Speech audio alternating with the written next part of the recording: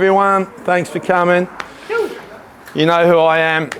I'm always here, and this is Lee, Stacey. Welcome, Lee, to the gang. This meant to shake my hand and go, "G'day, Timmy." G'day, Timmy. G'day, Timmy. How you going, mate? All right. Yeah, Stoked for the turnout. Yeah. It's a really good turnout, and basically, what this is all about, it's an introduction to who you are, what you're about, what led you to everything. But I really want everybody to get involved, and if you've got any questions, feel free to ask questions, because it's pretty rare to get a world-class shaper in the house, and for them to be on this level where it's a free-for-all question, and it's cool to see, because I know. Whatever. It's cool to see so many local crew around here, and I'm stoked to have sold a lot of these boards, because they've been going really well, and as you can see, we've put a nice little range. So if anybody wants to order a board tonight, you can get $100 off. There is a draw obviously at the end of the night where you can win a board. Good luck to everyone. The odds are pretty good. It's not that many people, so good luck. And we'll start it off with Lee. Welcome to Manly. Thank you. Love coming back here. Thanks, man. It's been a long time. I mean, we've been selling your boards since 2009. 2009, okay. So what's that, 14 years? Yep. Yeah, cool. Okay, sweet. Just over 14 years. And how long have you been on your own? Actually, let's start at the beginning. Where did you grow up? Where did you? I grew up in a small country town in South Australia, Victor Harbour. Victor Harbour, Yep. Which is like 80 k's southeast of Adelaide. And so, as far as surfing the wave, what was the wave quality like in your? There's like the continental shelf in South Australia is like really shallow and long. Yep. So the waves are just fat and slow. Really slopey. So you can go left, and then you can go right. Yeah, you're cool. And then you go left. Yeah. And then you go right. Good for learning. Oh, epic for learning. Good for learning. Yeah. But then plenty of time spent standing up. Yeah. But I'm sure that Heaps you of quickly got out of the area and went obviously there's a lot of waves over there. You go over to the west coast of South Australia and there's like world-class reef breaks over there. But they're just like 10 hours away and a fair effort to get to. Is it that far? Yeah. Really? Wow. From where we were, it's like a good 8-hour drive from Adelaide. Right, but there's a lot of really good surfers from your area, eh? Yeah, there is. There is. Yeah, it was like similar to here, like just a really cool community of surfers growing up. And cool. I guess growing up at that point in time, there was the local shaper and the local surf shop where everyone hung. Yeah. And everyone got their boards from, and everyone surfed together. Who was the local shaper? Andy Inkster. It was called Powerplug Surfboards. Okay, I remember that. I've heard of that name. Okay, cool. So it was him and another guy, Shane Ellis, that used to shape all the boards. Okay. And and then when did you what led you to shaping? Like, how did you tell everybody about your first shaping experience? What led you to it? Because I know you surf. My first sponsorship was to clean the factory. That's how I got cheap boards. Is it? Yeah. There you go, Gromit. We used to clean the factory. There you go. Hands up. So it kind of honestly just led from there, because I was always in there cleaning and watching them and seeing what they were doing. And that said Andy Inksters? Yeah, Powerplug Surfboards. And, what were they called? Powerplug Surfboards. Powerplug, okay, wow. And and you're pretty young then? 16, 17. All I didn't start surfing until I was 14. Okay. So I started a little bit later than what's considered these days. Yeah, okay. And then cleaning the thing. Cleaning, yeah. Got taught how to do the dings. Did you? That's a handy skill. Got taught how to do the sprays. Yeah, okay. And slowly went from there. Which is why some of you guys who get his boards, Lee is the in-house sprayer, and it's not his priority, and we apologise for the late deliveries because it's not his first I still clean option. The factory. Yeah, I still clean the toilet. What's Ollie do then? Where's Ollie? Chicken. Oh, of course. Listen, he's learned from you, so he talks. Yeah, right. I've nearly lost my voice. Ollie does. Well, good. At least I taught him something. Okay, so, but as far as rubbing your hands down the rails and shaping, stuff like that, like what happened next? I spent a bit of time in Newcastle. Yep. And then I came up to the Gold Coast for a little while. Yep. And after coming back from the Gold Coast, I didn't have anything to do. So this is after school, you left school. Finished school and then just kind of cruised around. Yeah. Yeah. And I've obviously always been interested in surfboards. Yeah. Tried a bunch of different jobs. Yeah. And then I went back to Andy and said, dude, can I buy a blanket for you? I want to try and shape a board. Okay. and that's kind of exactly where it started. Yeah, right. And then after that, I shaped it and I took it to him and I'm like, and he's like, I'm not teaching you how to do anything. Right. It's too small of an industry. Yeah. Like, you know, I don't need another shaper in South Australia and all that kind of thing. So yep, for sure. Which kind of drove me more to figure out how to make surfboards. Okay. Yeah. And then I left South Australia. Yep. Yeah. Okay. Because I just kind of knew it was too small a town for what you needed. Okay. Well, I learned what I needed. Does he still make boards? No. No. Okay. Is there many shapers? There's no one making. No, there's no one. No, sorry, I shouldn't say that. There's a couple of young guys. But you still sell a lot of boards to the local crew because you grew up there, didn't you? Just friends and stuff. Yeah, cool. Yeah. And then, okay, so you left there, went to Newcastle. You ended up on the Gold Coast. From memory, you started shape. Who was the first guy? Because no one's heard of Andy Inkster. I don't think. Yeah. I don't think. When I first went to the Gold Coast, I worked at the Nev factory. Yeah. Okay. And I was doing all the pinholes and cleaning the factory again. Yeah, cool. And a guy there, Daryl Bolger, he was the... Yeah. He still shapes. He still shapes. He shapes from JS now. Yeah, he does. Yeah. He was the factory manager, and he taught me how to glass surfboards. Yeah. And then I went back to South Australia for maybe 2 years, I think, and I moved back when I was 24. Okay. And I stayed in touch with Daryl the whole time. Yeah. And I said to him, I'm coming up for a holiday, rah. And he goes, oh, sweet, no worries, we'll catch up when we get up here. And I guess as we were driving up, there was no reception. And by the time I got to the Gold Coast, I had like a bunch of missed calls from him. Yeah. And so I rang him, I'm like, oh, what's wrong? And he goes, are you here yet? And I'm like, yeah. And he goes, I've got you a job. Wow. I'm like, dude, I've come up for a holiday. I'm not coming up to work. Okay. He goes, no, you have to come. You have to come and see this job. Wow. And I'm like, oh, okay. And it was with Murray Burton. I thought it was Murray Burton. Yeah, so that's where I kind of got my start. That's who, like... And Murray Burton, I don't know if you guys, I mean, the old crew would have heard of him. He's been around for a long time. He pretty much taught everybody how to shape. Exactly. Yeah, he did. DH, like DH, all the JS, all of them. everyone. Yeah. All you guys. So you went from Murray, Burton. Burton. I went to Murray and I was doing the profiling. Yeah. On the profiling machine. I was profiling all the blanks there. Yeah. And he was doing all of Dalberg's boards at that time. All the customs and all the Japanese boards. He would do all that for Dalberg. Yeah. So Rod would come in and I'd just sit there and watch them. Yeah. And then learning little bits. Learning little bits where I could, and then I'd go, oh, can I have a go? Like just jump in wherever I could and just learn off those two guys. Cool, that's how I learned how to shape was from those two. Wow. Have a look at boards properly and then because you were a bit of a natural from what I've heard, you got kind of pretty sought after and you had a few sort of... Well, then they moved to base. Yep, that's right. And I went in there and it was a different atmosphere to what I was used to. That was trying to, I don't know if you guys remember base, but base was when about 4 or 5 famous shapers got together and thought we'll take over. It didn't work. Shapers, it's a competitive industry and no one really... Yeah, everyone thinks they've got massive secrets, but they don't. No. They don't like to share it, basically. It's competitive. It's a competitive world. Surfboards, surf shops, everything's really competitive out there and it's got even harder, but that's how it is. So anyway, so you worked for base, but then... So I was only there for like a couple of weeks. Yeah, that didn't last long. They didn't last very long at all. And I didn't fit at all with the way they were trying to do it. Okay. And JS had just got the Billabong contract to make the Billabong. That's right. Yeah. So I snuck got in there. Okay, cool. Yeah. And that was good. Yeah, that was good. I stayed with him for nearly 6 years. Yeah. I guess it's where I cut my teeth. It is. I think that's where you cut your teeth. That's where I got your first board, my personal board, and then you went on to do the 6-star boards on the side. Yeah, under JS, he started that label and we were doing the 6-star boards. Okay. Cool. And then I had a baby and priorities changed and we moved down here. You moved to Sydney. You was in Sydney for a while, shaping... 4 years with Chile. With Chile. Yeah. And you were killing it down here, and now he's back. As we were doing that, I started doing my own boards on the side. Yeah, you did.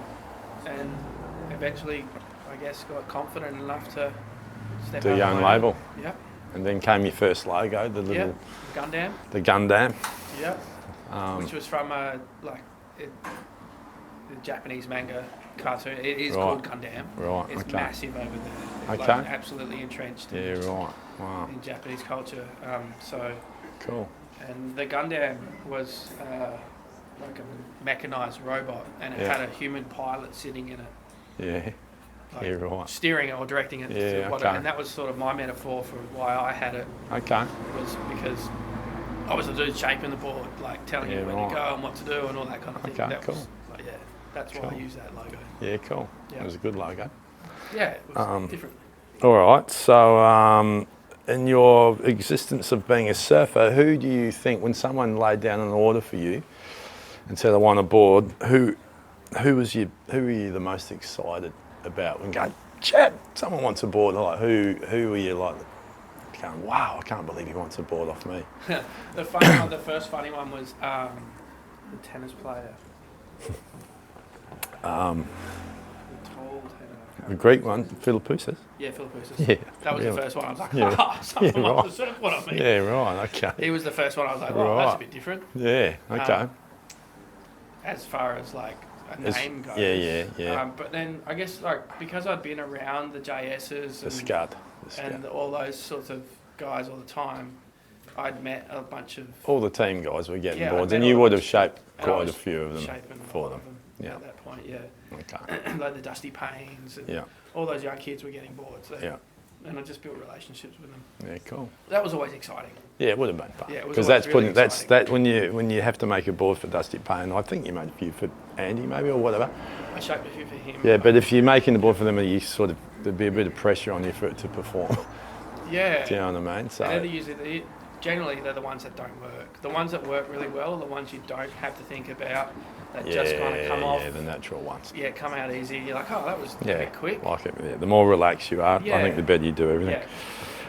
It's always when you put like too much effort into thinking about who it's for and what it's for. Yeah. That you're Overthinking. yeah. You Overthinking. Go too far with it. Yeah. Okay, so who is your favourite surfer in the world of surfing?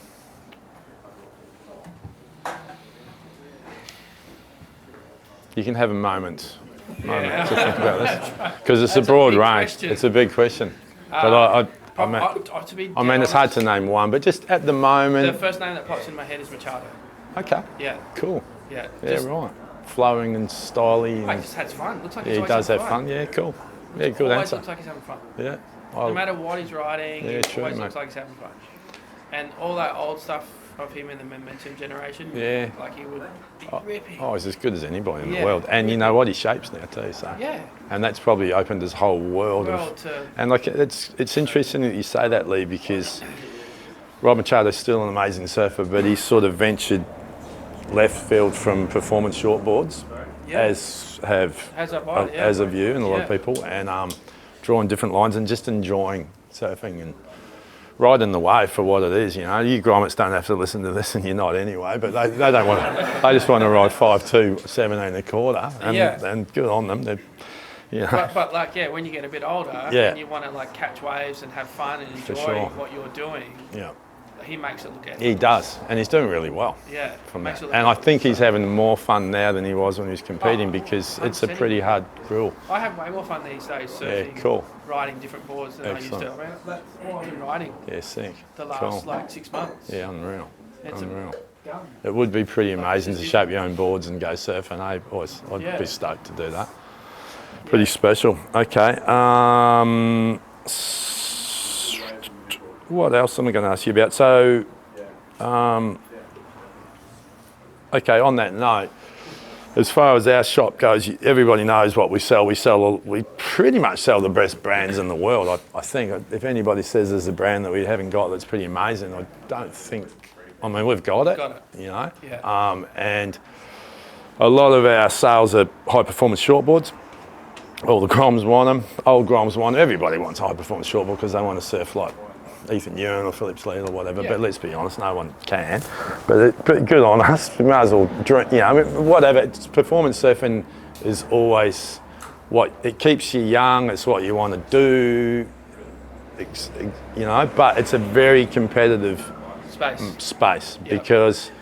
And an expensive space to compete. It's an expensive space. There's a lot of, you know, it's like having a Formula One team. You know, you've got your Ferrari team, you've got the Almeric team, you've got the JS team, you've got the, you know, the Sharpeye team, the Mayhem team. And good on them. They're pushing the boundaries of surfing and it's unreal. But, and I sell we sell all those brands, but as far as your boards, we have this little niche market, which is shown behind us. Yeah. And they're selling unreal, man. Yeah. And they're good to sell. And I know that there's a lot of people in this room that are riding them. And even there's a lot of good surfers that ride them too. And they'll rip on their high performance shorties. And then they go, hold on, I'm just going to ride one of these and draw different lines and really enjoy your surfing, because surfing's not about a heat all the time. So I'd just like you to sort of And I guess briefly like, explain what are your favourite boards to shape Yeah. and ride outside. I know you still rip and ride performance boards. Yeah, I do. Yeah, I know you do. I do mean, ride shortboards. that's how you grew up. You grew up shaping Ferraris. Yeah. And But and obviously we still do. And you still do. But- And you're still doing. All these little groms are riding Ferraris over there. You know, and good on you, because you shape really good Ferraris. But all these old bastards up the back there. We love you all. Yeah. They got no money anyway. Like, let's don't worry about it. Well, they're dads. Thanks, dads. Yeah, thanks, dads. Thanks, dads. So listen, but I guess the premises of the start of the brand is to be an inclusive surf brand and encapsulate surf culture. Yeah. Right. Perfect. So surf culture isn't just No, it's not. competitive surfing no. and winning heats. Listen, it's about car park hacks. Being Yeah. down the beach with your Yeah, mates, for sure. shooting the shit, For sure. all that kind of, having a beer in the back of the car Yeah, cool. after the surf, like all that kind of stuff. Perfect. And at that point, Dog fights. Yeah. yeah, you're not just surfing shortboards. You're riding anything and everything. For sure. But you still want it to perform. So that was my goal. Like in everything that we do make, the goal is to have it be about the performance. Yes, for sure. So Yeah. no matter what we're making, whether it be like a 2+1, a twin, Yeah. a gun, a shortboard, it has to go or good. like a proper 20, it has to go Yeah. properly, and you have to be, if you want to go up and hit the lip and do a tight turn, you have to be able to Yeah. do it. That's what it's all about. You can't put a board on the market today if it doesn't go good. No, you can't. Not So, at all. And, you can't. and they have to be well thought out, because there's Yeah. so many boards out there, Yeah. and everything's been made before. Oh, for sure. We're not reinventing the wheel Yeah, when we no, come up no, with no. a new model. No. So you have to have a specific reason for making that board. Yeah. And it has to complement whatever else you have going on in your range. Yeah. Cool. So that's the way that I think about making surfboards now. Cool. Yeah. That's a good way. Yeah. So yeah, cool. There's anybody? There's a lot of you guys out there that are riding a lot of these boards. Is there anything you guys want to ask, Lee? I mean, I can. Okay, I've got a couple of other questions. What's so good about twin fins? Because there's a bit of a hype on twin fins at the moment. Yep. Okay. A lot of recreational surfers are ripping on them. Yep. I could go through names, but we all know who they are. And I've noticed that a lot of your boards are twin fins. Yep. Can you just explain to the public why you think twin fins is such a fun board to ride? They're a lot faster. Yeah. 100%, they're a lot faster. No drag. Yeah. No, and you can create a lot more foam with that board model, so they're easier to paddle, For sure. and they're a lot Yeah, faster. yeah. So there's two things. There's that two everyone good. That's wants. two things that everybody wants. Yeah, For I sure. want to catch more waves. I don't want Yeah, to go for fast. sure, for There's, sure. There's two big things right there. Yeah. And then I guess with the advancements of like modern contours, Yeah. concaves, Yeah. and then thinking about setting fins up, like especially with 20s, setting them up differently to Yeah. how they would have been set up like back in the late 70s and early 80s, Yeah. where they had them up a Different lot of the board, and they were like 20s Loose. back then were like Loose like and- that, and yeah. you had to surf them flat, like Yeah. concaves, rocker, moving the fins back the Yeah. board, have all adjusted that to give it more of a Yeah. thruster style feel. Yeah. Cool. Um, Because that's what you're trying and to achieve. You're trying to achieve fast exactly, thrusters, you really. are, exactly. Yeah. So it's all experimenting R&D. with all those elements to Cool. try and create like a 20 that feels like a thruster. Yeah. Cool. So that you can perform on it still, but it gives you those elements of fun, For sure. and it gives you that the foam of paddle and Yeah. Good. the speed from a 20. Yeah. So I totally agree. That's yeah. And to be honest, I think with twin fins, there's like two distinctive styles of surfing with them. Yeah. And that's majority of that's to do with the fins. There's like the shortboard style fin, the upright one, or the keel style one, where Yep. you're more cruisy. So you can encompass two boards in yeah. one Cool. Just with just by two switching plugs. the fins up. Yeah. Cool. Yeah. Sweet. Does anybody want to ask any questions? Like, I know there's a lot of crew out there that are riding twins, and yeah, cool, mate. I've got the Olsen twin, which is sick. Just the 2+1 now. What came, like, the Olsen twin come first, and then you refined it through, and what was you thinking? So the Olsen twin came when I was trying to stay in the water, surfing when my son was younger, and he was surfing waves like this big, and I wanted to be able to surf with him, but actually still, like, when I stood up on a wave, surf myself as well. And I didn't want it to be a thruster at that point, because I knew it just I wasn't going to be able to get the freedom that I wanted surfing that style of wave. But I didn't really, when I made the board, I didn't realise how versatile it was going to be. No one, you didn't know, because people who I ride. thought I was going to be surfing it in this, like, cruising and having a little bit of fun, S-turning and whatnot. And the very first surf I took it out in was like 4 to 6 foot at North Haven, up the coast a little bit, that big wedgy right-hander. It's like D-bar. And I was like, whoa, big calves on the rail. I was like, holy, what's it? Not I'm supposed onto to do something. this? Yeah, exactly. Yeah. And so we'd had that for obviously a good 3 or 4 years. Yeah. And I wanted to experiment with a smaller style with a bit more of a performance aspect of it. So I added like a bunch more of a performance contour to them on board. A more nose rocker, a lot more concave than the Olsen twin, so it gave it a life that you could pump down the line. Yeah. And as soon as I thought about like adding a lot of concave and life going to like push down the line, I knew it had to have a trailing fin. Yeah. Because generally you can't like push really hard down the line. Sure. So the board's it's kind of coming out. There's more lift. Yeah. Yeah. So but with normal thrusters, the fins are slightly up the board. This one I bunched the fins tighter together and moved it back the board a bit, so that you can still surf it as a twin. Yeah. But the majority of it's supposed to be set up as a 2+1. Yeah, it is. Yeah. So you get kind of the best of both worlds from the foam and paddle and speed of the Olsen twin, but you get an extra bit of performance from the concave, the entry rocker, and the fin setup. Right. So you haven't had one yet, James. I'll sell you one later on. But Quinny, I want to talk to Quinny, because Quinny was probably one of my first mates. I think it was Thomas. I don't know whose it was. It new or second hand? Was it second hand? Yeah, no, I think it had been ridden once. Yeah, it was Thomas Sullivan's, who gets heaps of boards. But anyway, he fell in love with it, and he surfs unreal on anything, and just went, fuck, this board's unreal. So for me personally, I was like, he's my guinea pig. I'm going to fucking get him on an OTX3 because he's so used to riding 20s. Yeah. And I would like to hear, because I haven't surfed with you. Yeah, we had a 1 foot days.